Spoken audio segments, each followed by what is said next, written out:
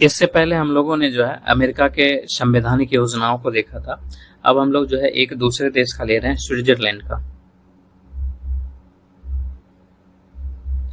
Switzerland की संवैधानिक योजना,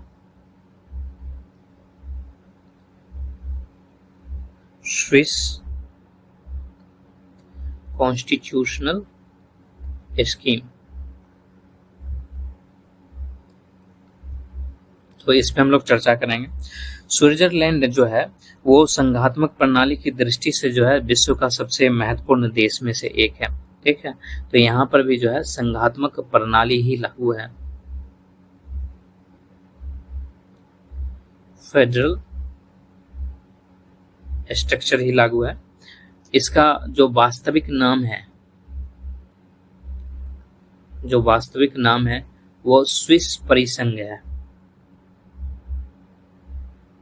ठीक है, यानी कि स्विस कॉन्फेडरेशन नाम है इसका। ठीक,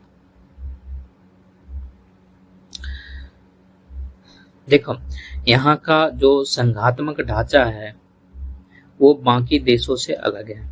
ठीक है, ये जो है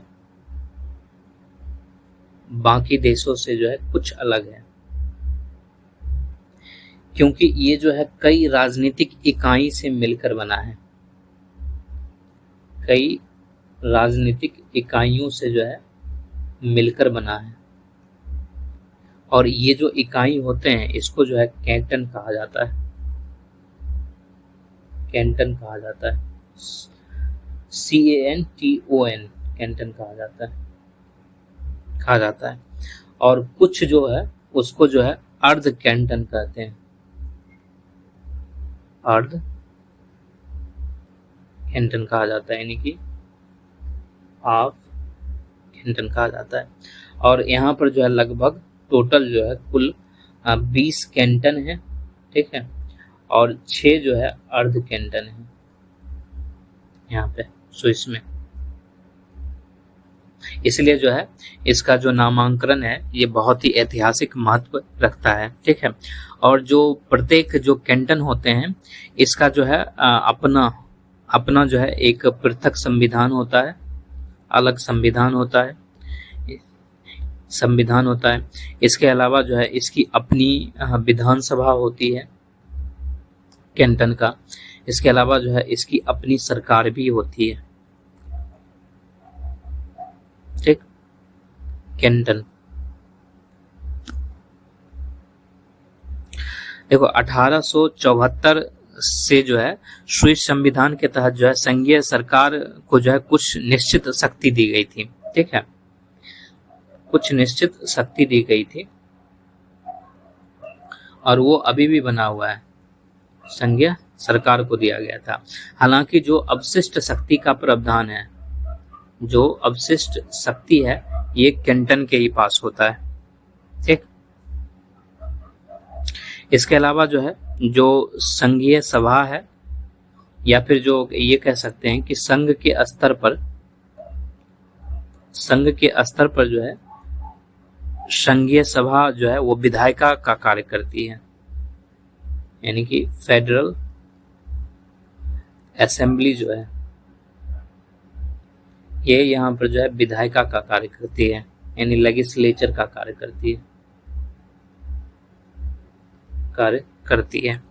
ठीक है, और यहाँ पर जो है यानी कि विधायिका ही है, तो यहाँ पर भी जो है 2 सदन है। ठीक है, और एक जो है जो निचला सदन है इसको यहाँ पर जो है राष्ट्रीय परिषद कहा जाता है, यानी कि नेशनल काउंसिल कहा जाता है। इसके अलावा जो उच्च सदन होता है उसको जो है राज्य परिषद कहा जाता है। ठीक है, यानी कि काउंसिल ऑफ स्टेट्स कहा जाता है। ठीक है, और ये जो राष्ट्रीय परिषद होते हैं यानी कि जो निचला सदन होता है इसमें जो है 200 सदस्य होते हैं। ठीक, और इनको जो है सार्वजनीन, ठीक है, यहाँ पर एक अलग चलता है सार्वजनीन वयस्क मताधिकार, इसके आधार पर चुने जाते हैं, यानी कि यूनिवर्सल एडल्ट सफरेज, इसके आधार पर जो है चुना जाता है। ठीक, यानी कहने का मतलब ये जो चुनाव होता है, ये जो इनका चुनाव होता है, ये अनुपातिक प्रतिनिधित्व के अनुसार जो है, अनुपातिक प्रतिनिधित्व यानी कि प्रोपोर्शनल रिप्रेजेंटेशन के अनुसार जो है दलीय सूची प्रणाली के आधार पर आयोजित किया जाता है, यानी कि पार्टी लिस्ट सिस्टम के आधार पर।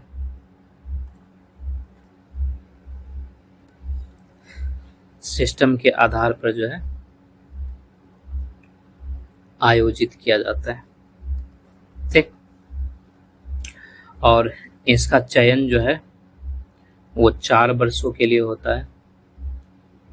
ठीक, इसके अलावा जो राज्य परिषद है, इसमें जो है 46 सदस्य होते हैं। कुल जो है 46 सदस्य होते हैं। ठीक, इसमें जो है 200 सदस्य है, इसमें 46 सदस्य है। ठीक है, देखो हम लोगों ने ऊपर बात किया था कि यहाँ पर जो है 20 कैंटन और 6 अर्ध कैंटन है। तो यहाँ पर भी एक फॉर्मूला चलता है, जैसे कि 20 कैंटन था और जो है 6 अर्ध कैंटन था। ठीक, और राज्य परिषद में कितने सदस्य थे? राज्य परिषद में जो है कुल 46 सदस्य थे। तो इसका फॉर्मूला ये चलता है कि जो राज्य परिषद के 46 सदस्य हैं, तो प्रत्येक कैंटन से जो है, ठीक है, 2 सदस्य जाएगा। ठीक है, तो ये कितने हो जाएंगे? 40 सदस्य हो जाएंगे। ठीक है, और जो अर्ध कैंटन है, इससे जो है 1 सदस्य जाएगा। ठीक है, तो इसका जो है 6 सदस्य हो जाएगा।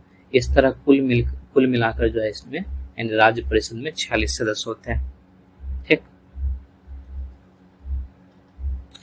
इसके अलावा जो है बात करते हैं संघीय स्तर पर जो कार्यकारी शक्ति होती है वो क्या है। यहाँ पर कार्यकारी शक्ति कहने का मतलब जो है एग्जीक्यूटिव पावर। एग्जीक्यूटिव पावर, ठीक, तो ये जो है एक विशेष समूह के हाथ में होता है। यहाँ पर विशेष समूह के हाथ में होता है। इसको जो है संघीय परिषद कहते हैं, यानी कि फेडरल काउंसिल कहा जाता है। और ये जो संघीय परिषद होता है, इस परिषद में कुल जो है 7 सदस्य होते हैं। ठीक, 7 सदस्य होते हैं। और इस सदस्य का चुनाव कैसे होता है? तो जो विधानमंडल है, विधानमंडल के दोनों सदनों के संयुक्त अधिवेशन द्वारा, संयुक्त अधिवेशन कहने का मतलब है ज्वाइंट सेशन, इसी के द्वारा जो है इसको चुना जाता है और 4 वर्ष के लिए चुना जाता है। ठीक है, और यही जो संघीय परिषद है, इसी के अध्यक्ष को जो है यहाँ पर राष्ट्रपति कहा जाता है।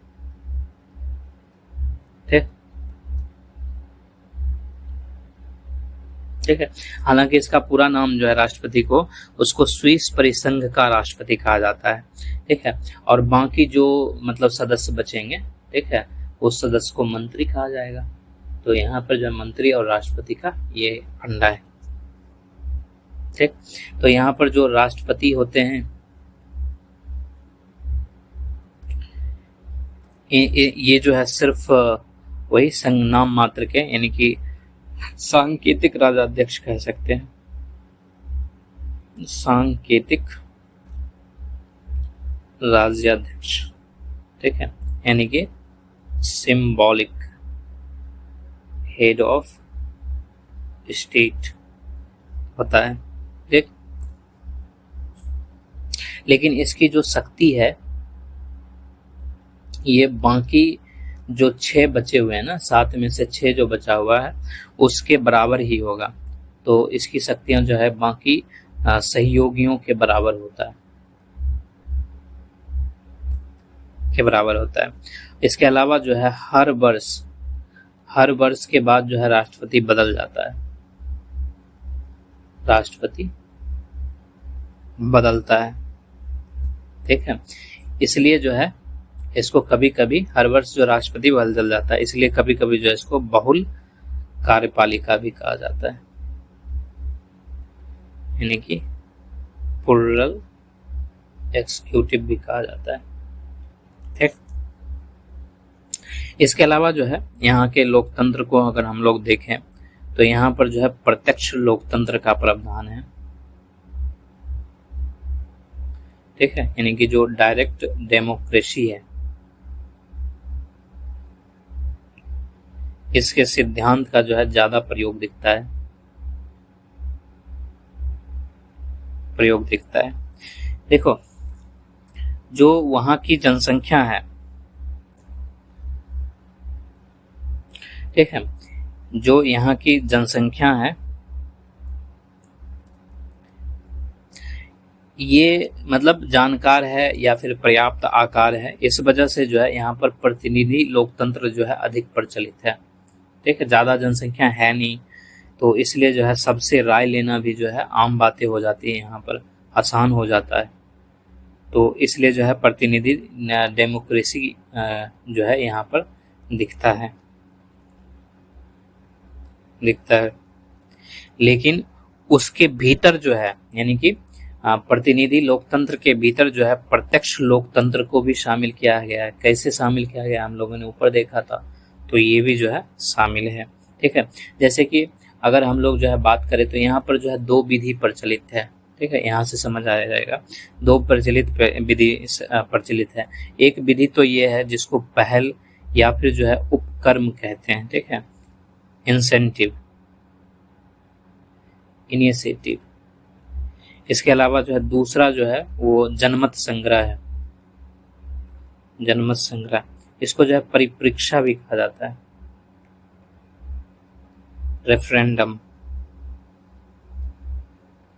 कहा जाता है। ठीक, पहल का अर्थ क्या है?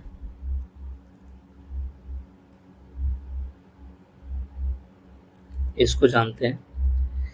इसका अर्थ होता है कि यदि कोई साधारण नागरिक या नागरिकों का समूह चाहे तो वो किसी भी कानून या संविधान संशोधन के विधेयकों का जो है प्रारूप तैयार कर सकता है। ठीक है, यदि कोई साधारण नागरिक या जो है नागरिकों का समूह चाहे तो वह किसी कानून या संविधान संशोधन के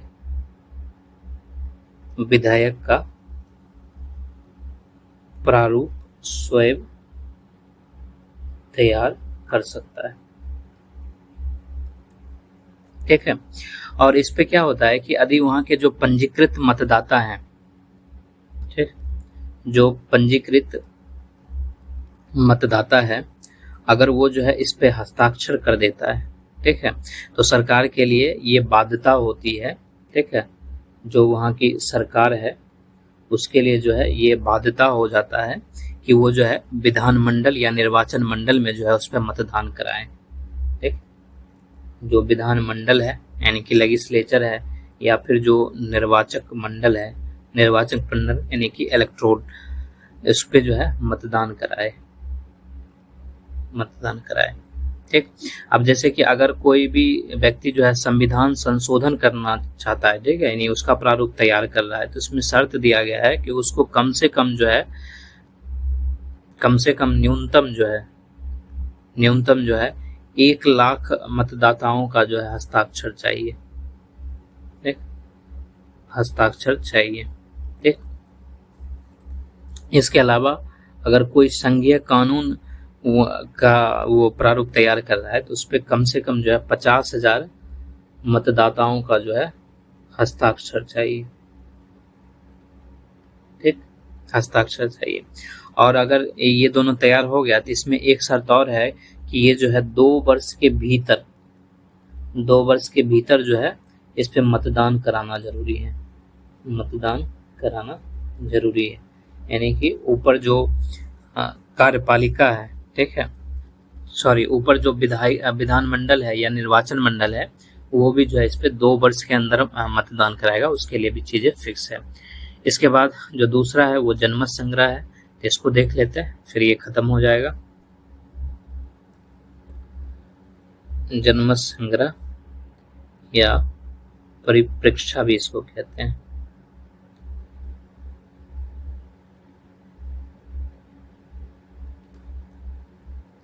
ठीक,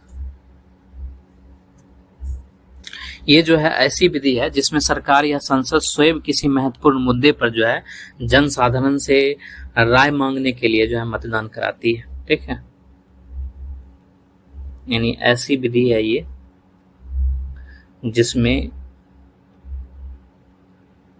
सरकार या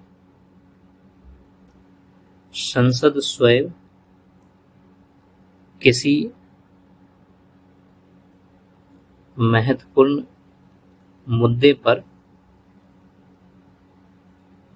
जन साधारण की राय जानने के लिए मतदान कराती है। ठीक है, इसका देखो उद्देश्य सिंपल सा रहता है कि सरकार ये जानना चाहती है कि जो ये नीति लाया जा रहा है, ये जो कानून लगाया जा रहा है, वो कहीं जनता की भावना को ठेस तो नहीं पहुंचा रहा है, उसके भावना के विपरीत तो नहीं है, इसलिए जो है ये लाया जाता है। तो ये था स्विट्जरलैंड की जो है संवैधानिक योजना। ठीक है, इसके बाद जो हम लोग फ्रांस की एक देखेंगे।